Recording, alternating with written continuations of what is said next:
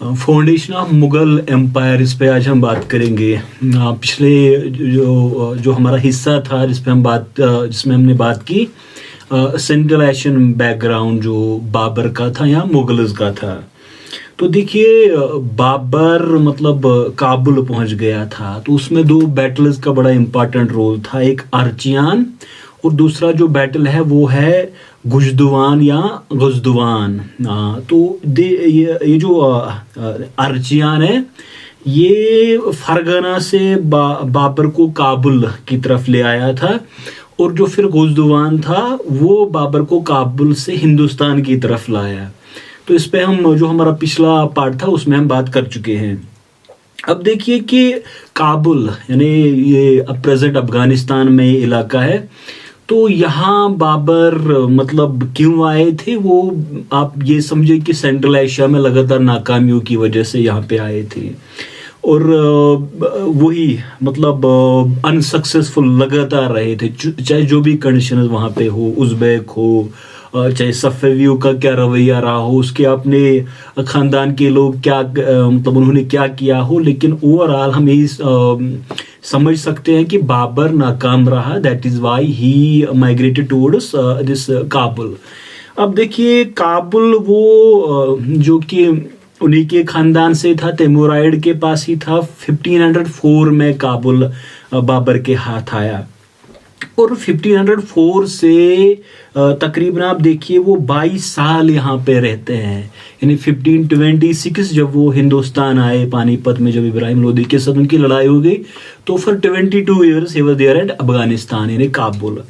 तो यहाँ पे जो हिस्टोरियन आप देखते हैं वो लिखते हैं कि that it is this place कि जो बाबर आया था एज ए रिफ्यूजी, और रिफ्यूजी से वो यहाँ रूलर बन गया, यानी from refugee to ruler at Kabul. इसमें एक इम्पॉर्टेंट है कि 1507 में, अच्छा काबुल से वो लगातार फिर से कोशिश सेंट्रल एशिया में कर रहा था कि ये उसके मतलब फिर से समरकंद फरगना इस पे उसका कंट्रोल हो। लगातार वो एक्सपेडिशन मतलब भेज रहा था, खुद जा रहा था। यहाँ पे हम देखते हैं कि 1507 में उसने टाइटल लिख लिया पादशाह, हालांकि वो अपने आप को कहता था कि बहुत पहले से मैं पादशाह था। तो अब वो मिर्जा नहीं रहा, कोई लीडर नहीं लगा, बड़ा एक हुक्मरान बन गया पादशाह 1507 में। तो जो मतलब उसकी तुज़्के बाबरी पे जो स्टडी हुई है उससे हिस्टोरियंस ये लिखते हैं कि मतलब कोई कॉम्प्रहेंसिव प्लान वो नहीं देता है कि मैं हिंदुस्तान पे हुकूमत करने जा रहा हूँ या कनकेस्ट के लिए जा रहा हूँ, तो उसके पास कोई कॉम्प्रहेंसिव प्रोग्राम नहीं था। सिवाय हम देखते हैं कि 1504 से लगातार वो अफगानिस्तान में कंदहार को अपने कंट्रोल में लाना चाहता था, क्योंकि वो ही एक वैल्यूएबल ट्रेडिंग पोस्ट था कंदहार का, जहां से बाबर को कुछ आमदनी हो सकती थी। और दैट इज वाई कि वो 1504 से हम देखते हैं अराउंड 1520-21 में कंदहार पे बाबर का कंट्रोल होता है, यानी कनकेस्ट कंदहार का होता है। अब वो हिंदुस्तान की तरफ क्यों आया, यानी काबुल में था वो, असल मकसद तो उसका समरकंद था या फरगना था, तो हिंदुस्तान की तरफ क्यों आया बाबर। अब देखिए काबुल कोई ज्यादा जरखेज इलाका आमदनी के लिहाज से कोई प्रोडक्टिव प्लेस नहीं था कि मुगल जो कंपेनियां थी सेंट्रल एशिया में, जो उज़्बेक्स के साथ जंग या सफ़ियों के साथ हो सकती थी, या जो तैमूराइड्स के साथ जंगें हो रही थी, इसको फाइनेंस करे, इतना उतना रिसोर्स नहीं था अफगानिस्तान में। अफगानिस्तान कोई दौलतमंद इलाका नहीं था, सो मतलब वहाँ बाबर सस्टेन नहीं कर सकता था। और फिर एक था कि खतरा था लगातार, यानी हम देखते हैं कि वहाँ शबानी खान उज़्बेक भी आया था, तो लगातार डेंजर था अफगानिस्तान यानी काबुल पे कि सेंट्रल एशियंस वहाँ पे भी जाके हमला कर सकते थे। सो हम सोच सकते हैं वी कैन इनफर, बाकी वो तो खुद कहता है कि मेरी आंखें हमेशा हिंदुस्तान पे थी, जो वो बातें करता है तो उसके बाबरी में मतलब उसमें अब सच क्या है झूठ क्या है वो पता लगाना बड़ा मुश्किल होता है। लेकिन देखिए वो 1519 से जब बीरा पे उसने पहले एक्सपेडिशन की, तो पानीपत तक यानी 1526 तक बाबर ने खुद लिखा है कि मैंने 5 हमले या 5 एक्सपेडिशन भेजी हिंदुस्तान की तरफ। तो वो कोई हमारे लिए कोई ज़रूरी नहीं है कि हम उसकी डिटेल्स में जाए। तो सिर्फ ये समझते हैं कि मतलब हिंदुस्तान पे बाबर का कब्जा क्यों होता है, वो बड़ा ज़रूरी है। यानी क्या हालात थी हिंदुस्तान की उस टाइम की कि बाबर बहुत कम उसके पास फौज वगैरह थी, और वो क्यों यहाँ का हुक्मरान बन जाता है और कनकेस्ट यहाँ का होता है। उसको हम डिस्कवर कर सकते हैं कि यहाँ की पॉलिटिकल इंस्टेबिलिटी, यानी politically India was instable in at that time. यहाँ कोई सेंट्रल पावर नहीं था, यानी एक बड़ी कोई सल्तनत होती वो यहाँ पे नहीं थी, और कोई माइटी पावर भी नहीं था यहाँ पे हमारे पास हिंदुस्तान में। इब्राहिम लोदी का मैंने मतलब उस पर डिस्कशन किया है कि उसकी क्या हालात थी, कैसे उसने अपने ही लोगों को नाराज किया था जो अफगानी थे, इब्राहिम लोदी ने। हम देखते हैं फिर जो हम मुस्लिम स्टेट्स थी, मुख्तलिफ मुस्लिम स्टेट्स थी, उसमें मुल्तान, सिंध, गुजरात, मालवा, और फिर हम देखते हैं कि साउथ में उस टाइम विजयनगर एम्पायर जो था और जो रूलर था वहाँ का कृष्णदेवराया, वो एक्सपेंड कर रहा था विजयनगर की बाउंड्रीज, और वो जो वहाँ की बहमनाइड स्टेट्स थी उनको लगातार उससे खतरा था। और फिर यहाँ मेवाड़ में जो था ये जो मतलब मेवाड़ का राजा था राणा संग्राम सिम्हा, जिसको कि हम राणा सांगा के नाम से जानते हैं। तो बिल्कुल कंपटीशन था, हर कोई चाहता था कि वो ज़्यादा से ज़्यादा टेरिटरी पे कब्जा करे, और खुद एक दूसरे के खिलाफ उस टाइम लोग थे। बल्कि यहाँ तो इब्राहिम लोदी का जो अंकल था दौलत खान लोदी, वो आलम खान, वो उसके खिलाफ था। फिर जो पंजाब का गवर्नर दौलत खान था वो भी उसके खिलाफ था। तो ये सारा फिर राणा सांगा और इब्राहिम लोदी, इनका कंपटीशन था। बिल्कुल मतलब एक फ्रेगमेंटेड स्टेट में इंडिया था। बाबर तो वैसे ये लिखता है कि मतलब उन्होंने तैमूराइड पोजीशन है, तैमूर ने इनको फतह किया था, that is why I have a legal claim over these territories. यानी कि ये हमारे वो जो जद थे, एंसेस्टर थे तैमूर, उसने इस पे कब्जा कर लिया, लिहाजा हमारा हक बनता है। 1519 में उसने इब्राहिम लोदी को यही लिखा था। लेकिन वही कि नाकामी हुई थी, और यहाँ रिचेस यानी यहाँ की दौलत का बड़ा चर्चा था। इसी तरह से यहाँ पे मतलब रिसोर्सेज ज़्यादा थे और एक सेफ हेवन साबित हो सकता था। और सबसे बढ़ के जो बाबर को यहाँ पे मदद मिला वो उसकी आर्मी, यानी जो उसकी फौज थी, उसके अलावा जो उसकी वार टेक्निक थी, तुलगमा या वो रूमी ऑटोमन टेक्निक, उसने बड़ा बाबर को मदद दिया यहाँ कनकर करने में। तो देखिए एक और चीज कि ये मतलब जैसे वो अफगानिस्तान में नमूदार हुए थे, तो एक था उनका तैमूर के खानदान से ताल्लुक रखता था बाबर। तो दौलत खान लोदी उसके बेटे मतलब वो उनके पास गए थे। इसी तरह से हम देखते हैं कि राणा सांगा, वो बाबर खुद कहता है कि राणा सांगा ने मुझे बुलाया था हिंदुस्तान पे कब्जा करने के लिए। तो यहाँ के लोग खुद उसको इनवाइट किए कि आप हिंदुस्तान पे आके कब्जा करें। अब देखिए कि ये जो मतलब एक्सपेडिशन है, उसकी इनिशियल एक्सपेडिशन है, इस पे कोई ज़्यादा, क्योंकि ये बुक्स में आसानी से मिल जाता है, 5 एक्सपेडिशन। तो नवंबर 1925 में वो वहाँ से निकला था, और ये पंजाब के होते हुए सर हिंद और अंबाला के थ्रू ये जो प्रेजेंट हरियाणा है उसमें जाके पहुंचा। पानीपत में एक जगह है वहाँ पे। तो वहाँ से पता चलता है कि ये स्ट्रेटजिकली बड़ा स्ट्रांग था। इसने देखा था जो उज़्बेक्स के साथ जंगे हुई थी, या सुना था जो सेंट्रल एशिया में ऑटोमन एम्पायर में जो जंगे सफ़वियों की वगैरह होती थी, तो बड़ा उसका एक उस पर नज़र थी। तो उसने क्या किया कि पानीपत मतलब हम देखते हैं कि जो वार स्ट्रेटजी की थी एक्सट्रीम राइट मतलब उसमें पानीपत था। फिर जो लेफ्ट था उसमें उसने वो गड्ढे खुदवाए थे, डिचेस, और सामने वो कार्टर्स लगाए थे 700 कार्टर्स। उनमें से किसी किसी जगह गैप्स थी ताकि वो बाहर वहां से आर्मी निकले। और फिर वो फ्लैंकिंग पार्टीज यानी पीछे से आके वो हमला, जिसको तुलगमा लिखते हैं, यानी वो एक वारफेयर था जो कि इब्राहिम लोदी को समझ नहीं आया। तो 12 अप्रैल से 19 अप्रैल 1526 में आर्मीज आमने सामने थी। और हम देखते हैं कि 21 को बैटल हुआ और बिल्कुल कुछ घंटों में बाबर हिंदुस्तान का हुक्मरान बन गया। यानी बिल्कुल एक राउट था। जो इब्राहिम लोदी के बारे में यही कहा जाता है कि दिल्ली सल्तनत का एक ही सुल्तान था जो बैटल में मारा गया।